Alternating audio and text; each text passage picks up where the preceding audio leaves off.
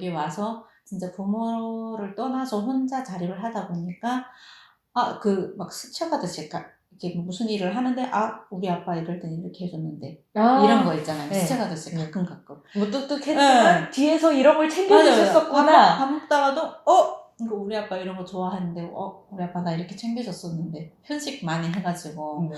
편식하지 말라고 막 그랬던 분인데 막 그 따뜻함이 계속 여운을 남아있어요. 근데 앞으로도 계속 부모란 존재는 그럴 것 같아요. 계속. 어머니에 대한 것도 좀 여쭤보고 싶은데 네.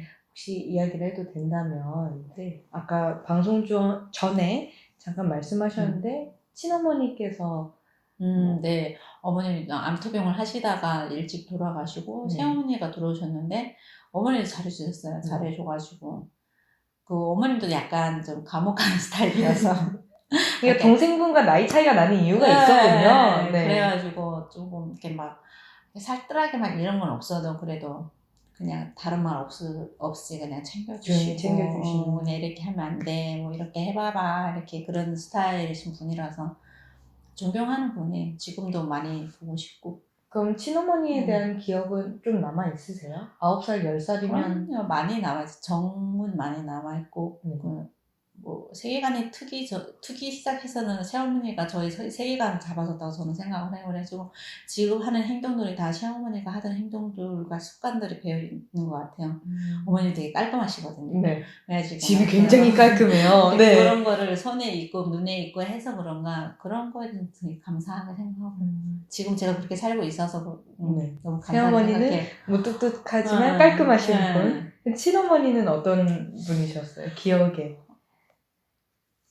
그냥 저 하나만 보고 계셨던 것 같아요. 제가 해달라는 건 뭐든지 다 해줬던 분이었던 것 같아요. 운동회 가면 그 딸이 하나다 보니까 그때는 당신 외동이셨으니까. 네. 그리고 또 둘째를 못 낳는다고 했었나 봐요. 그러다 보니까 얘 하나다 보니까 학교 저희는 인민학교를 하거든요. 네.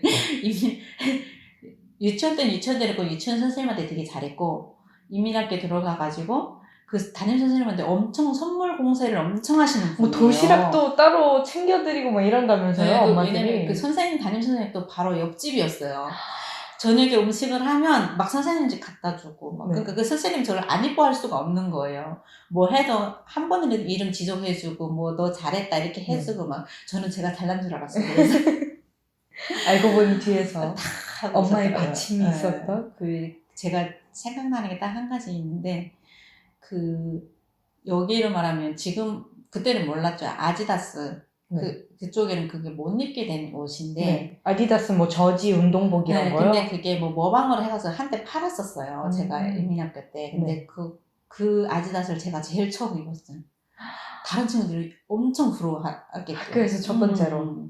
그리고 한 6개월 지났는데 선풍금을 사주는 거예요. 그 선풍금이 엄청 비싸거든요. 운방울이라고 진짜 비싼 거예요. 선풍금 은방울 선풍금 7줄 모르면 이따가는 막 그거 7줄 모르면 바람 소리만 나잖아요. 근데 저희 고모가 또 그 악기를 엄청 유명하게 잘하거든요. 그 배움단에서. 그러니까 고모한테서 배우면 된다고 그 운방울을 사온 거예요. 키는 요만한데 운방울이 이만해. 그 나중에 연주하는 법 배우셨어요? 배우다가 포기를 했죠.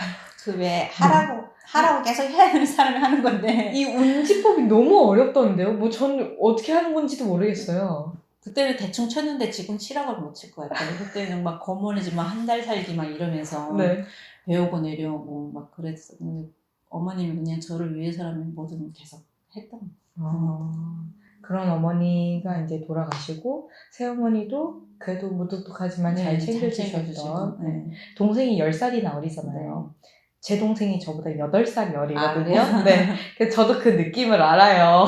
동생 10살이나 어리면 남동생이거든요. 남동생?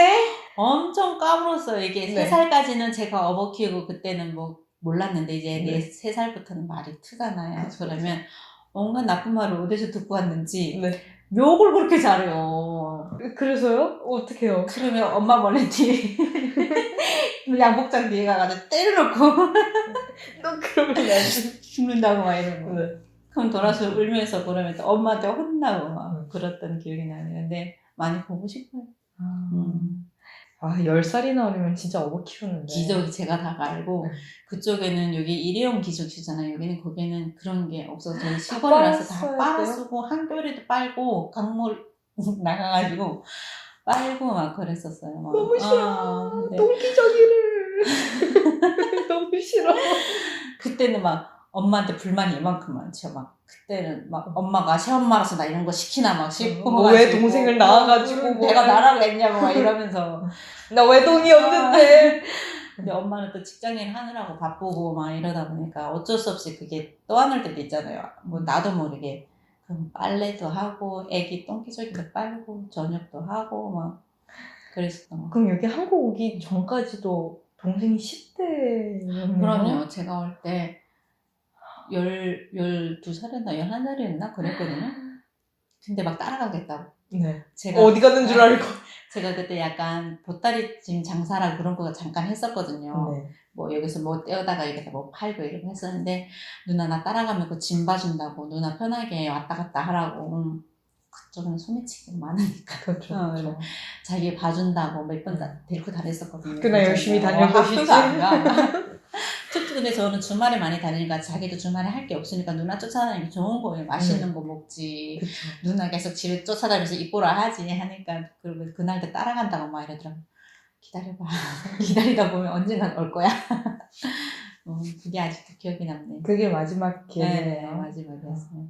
지금은 이제는 뭐 하려나요? 20대니까 군대 갔으려나요? 엄마 말로는 대학교를 갔다고 하더라고요. 그래가지고 공부시킨다고 하더라고요. 너무 잘했다. 공부 잘 돼서 잘 되면은 그게도 직업 잡기가 그래도 쉬우니까 직업 잘 잡으면 엄마랑 같이 사는 것도 지장이 없고 그래가지고 잘 됐다. 코로나 때문에 뭐 끊기는 분들도 많다고 하지만 뭐 그 전에는 조금 그나마 연락이 좀 되셨었나요? 계속 연락을 하다가 제가 결혼하는 해에 좀 제가 경제적으로도 너무 힘들었고 그래가지고 그때 좀 약간 연락을 너무하게 지내다가 연락이 끊겼던 것 같아요. 오는 것도 제가 또 안 받기도 했고. 그럼 마지막 연락은 이제 남동생이 대학교 갔다는 소식? 네, 거기까지 듣고 그냥 나중에 제가 여유가 생기면 꼭 연락하겠다 했는데 결혼을 했네요. 더 여력이 없네. 언젠가 만나셔야죠. 언젠가 그랬으면 만날 날이 좋겠네. 있겠죠. 네.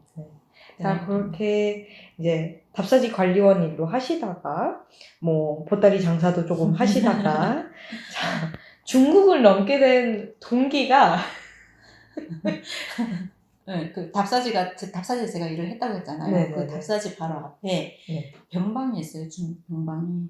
그럼 그 사람들이 항상 저희 보고 넘어오라 그러거든요. 네. 그냥 아, 그래요? 넘어가라 뭐 오라고 막 이렇게 뭐 손짓해요? 왜냐면 그 네. 두만강이 제일 짧은 구간이 있어요.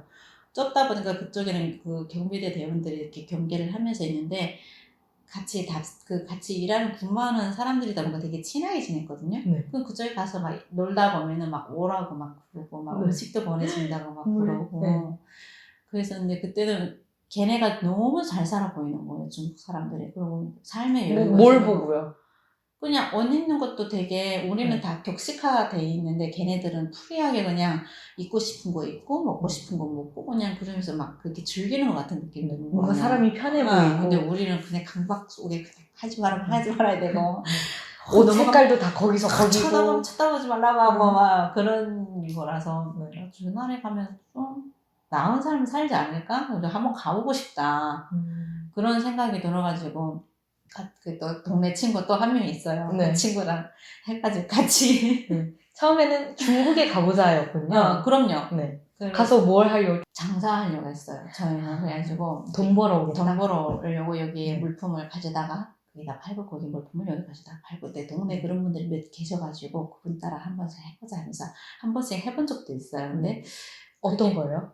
가서 뭐 이렇게 그러니까 물품이 뭐가 많잖아요. 뭐 골동품이라던가. 나달도 있고 그쪽에는 아. 우리 쪽에는 구리가 좀 많이 팔려가지고 구리도 하고 뭐 이것저것 다 해요. 버섯, 고사리, 진짜 거기에는 다 유기농이잖아요, 솔직히. 네. 약간 식품 쪽으로 네. 많이. 왜냐면 얻을 수 있는 게 그런 쪽이 더 높다. 산에서 얻은 거기다 팔고 팔고, 아니면 좀 돈 있으면 좀 사다가 거기 가져다 팔고. 그럼 그쪽에서 또 식품 같은 거 가져다가 여기다 팔면 더 비싸게 팔 수 있고 막 그래가지고 하려고 막 왔는데 안 가도 되겠는 거예요. 네. 그 우리를 같이 데리고 간 분이 너네 그냥 여기서 3개월만 아기를 봐주면 자기네 아기들이 있더라고. 한 3살 이렇게 된 아기들이 있더라고. 아기를 봐주면 한국을 가게 해주겠다는 거예요. 처음에는. 뭐 우리는 한국 안 간다. 우리는 한국 안 갑자기 간다. 뜬금없이 한국에 보내준다고요? 우리는 한국 안 간다. 막 이러면서 네. 했더니 그러면 너는 일하면 갈 때 다시 갈 때 쌀이랑 이런 거 보내줄게 이러는 거예요. 그럼 저희 떼고죠. 그냥 알았다. 뭐 고생하면서 장사할 필요 없이 편하게 안전하게 그 집에 있으면서 아기만 3개월 봐주면 돈 주겠다는데. 근데 애기도 뭐 이렇게 보는 게 아니고 아침에 어린이집 보냈다가 한 3시나 2시 반 그때 애기를 받아서 뭐 이렇게 같이 할머니가 있거든요. 저랑 같이 계신 할머니 있는데 할머니는 그냥 밥하면 저는 애기랑 놀아주고 그게 다예요. 그리고 같이 잘 때 같이 자고 뭐 보는 게 그게 다인 거예요. 동생분도 10살 어린 동생이 있으니까 애기 보는 것쯤이야 뭐 언니 잘 놀아주죠. 껌이죠. 그리고 뭐 그쪽에도 TV도 여러 채널을 볼 수가 있어서 뭐 공부 교육 채널 돌리면 이렇게 교육도 같이 할 수 있고 저 그래서 같이 중국말도 배우고 3살짜리랑 같이 중국어 공부하고 그분이 그 책까지 사다 줬어요. 같이 공부하라고. 네. 그래서 근데 공부가 안 되더라고요. 워낙 머리가 안 좋아서. 그냥 하다가 한 3개월 그럼 있는데 같이 노는 동네 친구분이랑 같이 그 집에서 그 생활하신 거예요? 친구는 그 앞 동네에 또 그 같은 친구가 있어가지고 거기 있었었거든요. 그래서 거기는 매일 봤었어요. 뭐 그 집도 애기가 어린이집 가고 이러면 같이 만나서 시장 가서 뭐 만두 사 먹고 막 그러고 있으면서 지내다가 3개월을 그렇게 보내시고 그랬다가 같이 한국에 오셨어요? 아니요, 그 친구가 먼저 한국으로 갔어요. 그 친구 왜냐면 이게 뭐 한국에 사촌 언니가 있다고 오라고 뭐 한다고 하더라고요. 그래가지고 그때 엄청 울었죠. 또 둘이서 여기까지 왔는데 너 혼자 가면 어떡하냐 막 이렇게 울다가 자기 먼저 가서 줄 잘 잡아가서 너 데리고 올 테니까 어디 가지 마 여기 딱 있으라고 그러다가 그 친구 먼저 가고 저는 바로 다음 달에 저는 바로 또 출발해가지고 왔었어요. 보통 제가 한 200명 넘게 탈북민 인터뷰를 해봤거든요. 북한에서 중국으로 넘기 위해서도 굉장히 고생하시고요. 중국에서 한국 오는 선을 찾지 못해서 몇십 년을 막 10몇 년씩 막 살면서 정말 험한 꼴, 막 못 볼 꼴 막 아니 어떻게 무슨 뭐 전생에 무슨 얼마나 좋은 일을 하셨길래 운동이에요. 그러면 너 진짜 하나는 더 일하고 하나님이잖아. 하나님 은정 언니답다. 하나님이 다 너 보이게 안 보이게 다 도와줘서 이렇게 인복을 얻어서 여기까지 온 거라고. 왜냐면 중국에 와서도 막 팔아먹지. 그러니까 그렇게 안전하게 자기 집에 데리고 있는 사람도 별로 없을 뿐더라. 먼저 너 한국에 보내줄게라고 얘기하신 분이 있다고 저 지금 처음 들었어요. 보내준다고 했어요. 저 어떤 분이셨길래? 그분은 이혼을 하셨더라고요. 그 나중에 알았는데 이혼을 하셔가지고 조선족 분이셨어요? 네, 이혼을 하셨는데 새 여자를 얻었는데 그 여자가 애가 있나 봐요. 근데 자기 애랑 너무 트러블이 있다 보니까 자기 애기가 치이는 거예요. 그러다 보니까 자기 엄마한테 맡겼는데 어머님이 연세가 좀 있었거든요. 혼자 케어하기 힘드니까 저를 같이 봐달라고 이렇게. 그래서 아기를 봐달라고 하신 거였고. 거기서 유모를 얻을 수 있는데 거기는 조금 위험하다 그러더라고요. 유모들도 이렇게 납치해서 돈 요구하고 막 이런 경우가 되게 많대요. 근데 저희는 뭐 길도 모르시고 말도 모르시고 애를 뭘 납치를 해요. 납치해도 데려갈 데가 없으니까 그러니까 믿고 맡긴 거예요. 그래서 정말 너 믿고 이렇게 하는 거니까 조금 좀 봐줘라 이러면서 얘기를 하더라고요. 지금 자기 사정은 그때 한 달 반 정도 됐을 때 그 얘기를 저한테 하더라고요. 알았다 그러면 자기 그때 그러면서 너 시집 가겠다면 시집 보내주고 여기서 그냥 한국 가겠다 하면 한국 보내준다는데 저는 그때 한국이 어떻게 가는지도 모르겠는 거예요. 무섭기도 하고 별로 가고 싶지도 않고. 그때 한국에 대해서 그러니까 남조선이라는 건 아셨을 거예요. 어떤 이미지였어요? 남조선이라는 건 그냥 잘 사는 동네? 잘 산다는 건 아셨나요? 알았죠. 왜냐면 그쪽에서도 뭐 이런 그 CD로 영화 같은 거 보고 이러고 저희보단 선진국이라는 건 알았죠. 근데 갈 수 있는 곳이라고는 생각 못했죠. 너무 거리가 멀고 뭐 생각도 못했죠 진짜. 근데 중국 와서 있다 보면은 뭐 집에도 뭐 계속 보내줄 수도 있고 밀수록. 그래가지고 뭐 알았다 했죠. 근데 사람 마음이 간사한 게 한 달 있고 2달 있고 하다 보니까 그쪽에는 한국 방송이 다 이렇게 열려 있잖아요. 그러니까 한국 드라마를 보는데 너무 좋은 거 신세계인 거예요. 그 중국에서 어떤 드라마 보셨어요? 그리고 할머니도 그 네. 한국 드라마를 되게 좋아한단 말이에요. 네, 같이 보셨구나. 네. 네. 제목은 크게 생각 안 나는데 그냥 다 로맨스만 봤던 거. 할머니가 로맨스만 5시 드라마 그런 거 있잖아요. 5시 드라마. 뭐 아침 드라마 이런 거. 네. 진짜 옛날에 제목은 잘 생각 안 나는데 그 진짜 로맨스예요. 로맨스. 아침 드라마하고 그 5시 드라마를 무조건 챙겨보거든요. 그래서 에바들을 안 나가는 거예요. 에바 거로. 근데 그 보니까 정말 막 고급집 5시 드라마 보면 다 부자들 뭐 이런 것만 나오잖아요. 네. 뭐 밥도 다 같이 모여서 먹고 사모님 막 이렇게 막 백 들고 막 걸어만 다니고 막 이러잖아요. 저런 한국은 저렇구나. 하늘에서 돌이 뚝뚝 떨어지나 보다 저기는. 네. 그래서 이렇게 약간 공상과 망상과 상상의 나래를 펼치면서 거기다 친구가 먼저 같이. 근데 그때 그랬어요. 너 가서 살 수 있냐? 야 정말 좋은 곳이네 막 이러면서 그 친구가 그러는 거예요.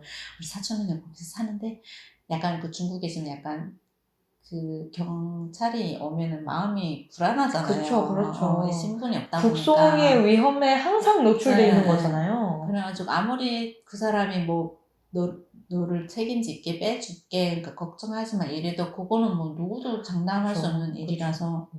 근데 그런 위험이 있더라고요. 근데 거기가 그렇게 너무 자유롭고 너무 좋고 노력한 것만큼 대가가 있고 노력한 것만큼 돈을 벌 수가 있대. 이러면서 그 친구가 먼저 공세를 막 하는 거예요, 저한테. 드라마로 볼 때는 그래도 TV 건너편 세상인데 내 친구가 갔다고 하니까 친구가 직접 겪는 일이니까 더 현실감 있게 와닿잖아요. 그 친구가 먼저 가고 그 다음에 저는 따로 또 어떻게 다른 지인을 만나가지고 그 친구 어머님이 또 저를 보내줘가지고 여기까지 10명까지 데려다 줬거든요. 중국고 10명. 그 라오스 넘어가는.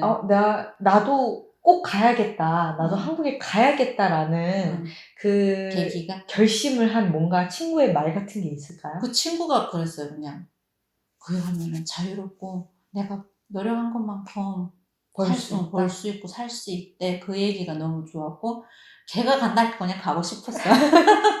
친구 따라 강남 간다고 좋은 친구 사귀셨네요. 그 친구가 간다니까 그냥 혼자 그 중국에 있는 것도 무섭고 그 매일매일 보던 친구가 또 없으니까 무섭고 너 혼자 잘 갔다 꼭 나를 찾아야 되는데 잘 죽여버린다고 막 지옥까지 찾아간다고 막.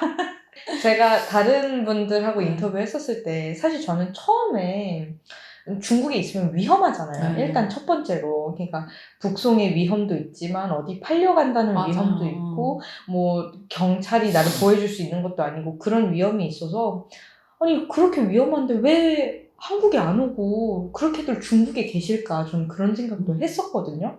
근데 나중에 이제 다른 분을 인터뷰해 보니까 정말 한국에 가버리면 북에 있는 가족과 어쨌든 만날 수 있는 가능성이 완전히 희박해지는 거니까 중국에 있으면 내가 위험하더라도 북한에 있는 가족들한테 뭐 돈도 보낼 수 있고 만나려면 잠깐 가서 만날 수도 있고 뭐 오라고 할 수도 있고 그럴 수 있는데 이제 한국에 가버리면 그런 가능성이 완전히 희박해지니까 그것 때문에 못 가는 거라고 이제 그런 이야기들 하시더라고요. 그런 고민도 좀 하셨을 것 같아요. 아니요. 왜? 왜냐면 저는 아빠를 되게 무서워했거든요. 그러니까 감옥하고 막 보수적이고 막 이랬다 했잖아요. 근데 저는 아빠도 무섭고 그냥 나 없어도 잘 살 분이셔서? 그리고 왜냐면 그런 거 있잖아요. 막 저는 저희 아빠가 저한테 그렇게 애정을 쏟는다고 생각을 1도 못 했거든요. 왜냐면 그걸 나중에 깨달으셨군요. 동생이 있다 보니까 동생이 어리잖아요. 근데 그때는 남동생이고 또. 근데 저는 그때는 그냥 얘만 사랑하고 나는 사랑을 별로 안 하고 나는 또 성인이 됐으니까 별로 나한테는 그 손나버린 자식 이런 느낌이 계속 들어가지고 신경을 안 쓰신다. 그냥 있으나 마나 그냥 난 진짜 빨리 결혼시키려고 하고 결혼만 하면 되는 아이 그냥 이런 존재감을 느껴서 더 그게 미련이 없었던 것 같아요. 근데 중국 갔는데 너무 좋은 거예요. 잘 부모님 두 분 다 어느 정도 그래도 먹고 살 생활을 하고 계셨으니까 자리도 위치도 있고 뭐 집안의 여력도 있고 아들도 있고 뭐 그러니까 뭐 나 따위 없으면 나만 잘 살면 되는 거고 뭐 그런 생각이 있었어요. 그래가지고 미련 없이 중국에 왔다가 미련 없이 한국까지 왔다. 정말 어린 생각에 어린 마음으로 오셨네요. 조금 여기 와서 좀 그 거리감이 있다 이런 그 중국에 있을 때는 언제든지 갈 수 있다 했지만 여기는 언제든지 갈 수는 없잖아요. 근데 아빠가 많이 보고 싶구나 이런 생각이 들더라고요. 그 조사받을 때 그런 생각이 되게 많이 들었던 것 같아요. 이게 날 보호해줄 보호자가 없다는 그게 너무 크고, 그리고 나 진짜 한국에 가는구나, 왔구나, 이 두 번 다시 못 가는구나, 막 이런 거에 좀 그때 좀 울었던 것 같아요. 막 마음도 아프고, 뭐 굳이 그때까지만 해도 아빠가 저를 많이 사랑한다 이런 것보다 그냥 내가 그리움에, 그 그리움에 그냥 설기도 하고 막 그래서 울었던 것 같았는데, 여기 오니까 더 그게 큰 생활하면서. 거예요. 그래가지고 저도 돈도 벌어서 보내도 주기도 하고 뭐 그랬던 것 같아요. 조금이라도 효도를 좀 하려고. 늦게나마. 그래도 늦게나마 연락이 닿아서 조금이나마 효도를 할 수 있었던 게 다행인 것 같기도 하고요. 그래도 무사히 오셨다는 게 참 다른 의미로 지금 신기하네요. 막 저를 이렇게 얘기하면 거짓말이라고 그래요. 너 뻥치지 말라고. 인폭이 있으시다. 막 주변에 뭐 언니들이나 아는 지인들이 물어볼 거 아니에요. 어떻게 왔냐? 그렇게 힘들게 왔냐? 아니요, 그냥 왔는데요. 이러면 거짓말하지 말라고. 괜찮아요. 저는 캐리어 끌고 오셨다는 분도 들었어요.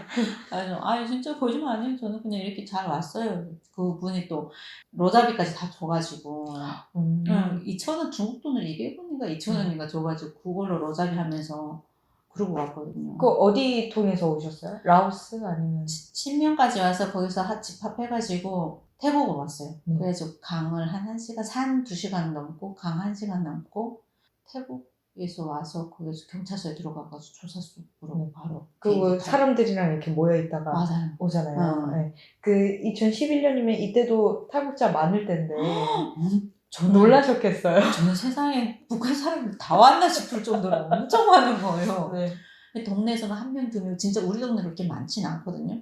근데 오니까 왜 이렇게 많아요? 그것도 전국 각지에서 오잖아요. 그렇죠. 그 신명에 갔는데 신명에서 12명이 모인 거예요. 근데 그 해산 친구 하나 있고 그 친구랑 지금 연락하고 있는데 해산 친구 하나 있고 뭐 어디 뭐 횡령 뭐 무산 막 있는 거예요. 그래서 진짜 날고 기는 사람들 여기가 다 모였구나. 나만 가는 줄 알았더니 저만 가는 줄 알았어요. 근데 거기서 12명 맞네 했는데 그 12명을 지나서 무슨 어디지? 라오스 오기 전에 뭐 있는데? 라오스 가기 전에 미얀마인가? 거기서 한 20명이 또 모이는 거예요. 네네네. 산을 건너니까 또 한 20명이 되는 거예요. 네네네. 강을 건널 때 30명이 거예요. 네. 강 30. 그 한국 오기 직전에 뭐지? 보통은 감옥이라고들 표현하시는데 감옥은 아닌 감옥이야. 네. 그런 데서 또 1차 국정원 조사 받고 맞아요. 그쪽에서는 한 200 몇 명이었어요. 남자 여자 통틀어서요? 아니요, 여자만 200명이요? 네. 남자 따로 다른 방에 따로 또 있고? 깜짝 놀랐어요 진짜. 그 200명 중에서 제일 나이 많은 사람은 몇 살이고 어린애는 몇 60. 살이었어요? 65세 네. 분 제일 어린애는 애기 임산부였죠. 임산부도 계셨고 애기가 한 2살 됐는데 막 천방지축 뛰어다니는 애들 2살부터 60대까지 네. 정말 천차만별이야 진짜. 근데 저는 진짜 북한 사람들이 다 오는 줄 알았어요. 저는 또 시골에서 살다 보니까 그렇게 많은 사람을 본 것도 처음 아니에요? 동네가 되게 작을 거 아니에요. 네. 작던 그런 동네에서 살다가 오니까 사람을 보니까 진짜 북한 사람이 다 온다. 거기서 보통 한 달, 2달 정도 있지 않아요? 한 달 정도 있었던 것 같아요. 네. 그 국정원에 와서도 한 달 있고, 그 다음에 교육 한 6개월 받고. 그쵸. 교육 받을 때 깜짝 놀랐어요. 1,000몇 명이. 잘 교육받기 전에. 자, 한국 가는 비행기. 이제 전날에 와가지고 명단 보면서, 뭐, 땡땡땡, 땡땡땡, 뭐, 이렇게 하다가, 윤도경, 이렇게 딱 이름 불려서. 막 당첨된 것처럼 느끼죠. 내일 이제 비행기 탈 거다, 할 때. 그냥 좋았어요. 왜냐면, 비행기란 걸 처음 타보니까. 네. 그리고 처음 비행기를 기대하셨어요? 비행기를 그러니까 비행기를 그 전에 그 선생님들이 막 그런 얘기 한단 말이야. 비행기 탈 때 신발 벗고 타야 된다고. 아, 놀리시는구나. 네. 그러기도 하고 막 비행기 타서는 아무 말도 해서는 안 되고 머리 숙이고 고개 숙이고 가야 된다 막 이러면서 얘기하고 그런 얘기를 너무 그냥 마냥 애 마음이었던 것 그냥 좋았어요. 그냥. 이때가 24살, 네. 23, 24 이때니까. 그냥 좋아가지고 그냥 비행기 나도 비행기 타는구나 막 이런 거 내 인생에 이런 날도 있구나. 그러면서 그 선생님이 그런 거예요. 뭐 미국에도 갈 수 있고 뭐 이렇게 선택지가 있던 그 전에도 그 감옥 생활을 할 때 그런 얘기 그 그쵸. 선택지를 너희가 선택할 수 있다 막 이런 얘기를 하더라고요. 근데 미국 가는 친구들도 한 3명이가 있었어요. 근데 더 오래 기다려야 되잖아요. 네, 그런 것도 있고 내 나라 말도 모르는데 거기서 어떻게 살까 이런 생각도 들고 굳이 그런 데 살고 싶지 않더라고. 그냥 한국에 가서 그냥 그래도 말이 통하는 곳이니까. 것이 그래도 낫지 않을까. 그래도 그 스트레스 덜 받고. 그래가지고 저는 한국 가겠다 해가지고. 자, 이렇게 해서 한국행을 가게 됩니다. 네. 정말 뭔가 순조롭다고 해야 되나? 순조롭죠. 네. 다른 분들이랑 비교하면 정말 저는 정말 편하게 왔던 것 같아요. 그래가지고 저는 말 못했어요 그때. 태국 감방 안에서 는 네. 그런 말 못했어요. 이야기들 많이 하시잖아요. 막 간첩이라고 자기들끼리 막 얘기를 하고 막 이래가지고 나 그랬구나 이렇게 그냥 듣기만 했고 물어보면 그냥 나도 그렇게 왔지 그냥 이렇게 얘기하고 현명하셨네요. 그래가지고 오토가서 욕처먹을 뻔했어요. 또 집단 생활이고 시기 질투가 많다 보니까 되게 그런 게 갈굼도 있고 막 그랬었거든요. 그래서 저는 그냥 듣고 그냥 언니들 좋아해가지고 언니들은 최고구나 이러면서 그냥 왔죠. 자, 이렇게 해서 20대 초반까지의 이야기를 제가 들었는데 사실 제가 지금 이렇게 대화를 나눠보니까 또 힘들었던 거를 굳이 이렇게 입 밖으로 잘 내려고 안 하시는 성격이신 것 같아요. 그런가요? 네, 그래서 제가 뭐 더 자세한 거는 안 여쭤보려고 하는 것도 있고 사실 어머니 돌아가셨을 때나 뭐 굴곡이 왜 없었겠어요, 사람이. 그렇겠죠. 힘들 때도 있고 외로울 때도 있고 물론 그런 순간들이 있었겠지만 뭔가 그런 순간들을 강하게 이겨내면서 무탈해 보이게끔 생활을 하신 분인 것 같아요. 저는 약간 뭐 어떻게 보실지 모르겠지만 저는 생각을 이렇게 막 깊이 하는 스타일이 아니라서 그냥 이렇게 딱 치였으면 그냥 그때 잠깐 아파하고 그냥 그러려니 이렇게 이겨내고 그러려니 굉장히 받아들였어요. 강한 분이신 것 같아요. 그리고 또 혼자 있으면 또 외로울 때도 있긴 하죠. 근데 그게 싫어서 그냥 친구 만나고 아니면 돌아다니고 뭐 힘든 거에 나를 이렇게 올가매지 않는 그런 막 성격이시군요. 제가 처음에 아까 얘기했잖아요. 자살을 왜 하는지 모르겠다 했잖아요. 아, 한국이 왜 자살을 하는지 모르겠다. 네. 저는 그래요. 그냥 굳이 여기 앉아있으면 우울할 때도 있죠, 저도. 근데 나가면 얼마나 좋아요. 뭐 창가에 있지, 서핑할 때 있지, 뭐 영화관 있지. 여기 홈플러스 엄청 크더라고요, 이 근처에. 가 서핑하고 오고 영화 보러 가고 커피 마시러 가고 얼마나 좋아요. 친구 만나 커피 마시면 그냥 수다 떨면 다 풀어지는. 그러니까 어떡하지 고민하는 성격이 아니시죠? 네, 어떡하지 해봤자 답이 안 나와요. 나가서 그냥 어떡하지 물어보는 게 더 현명한 것 같아요. 왜냐면 그 사람이 나의 상대방이 정답을 내려주는 건 아니지만 어떠한 방향이 보일 때 있거든요. 뭐 내가 생각 못하는 면도 생각하는 면이 또 그 사람이 생각하는 면이 있으니까 그런 데서 답 찾는 경우가 되게 많은 것 같아요.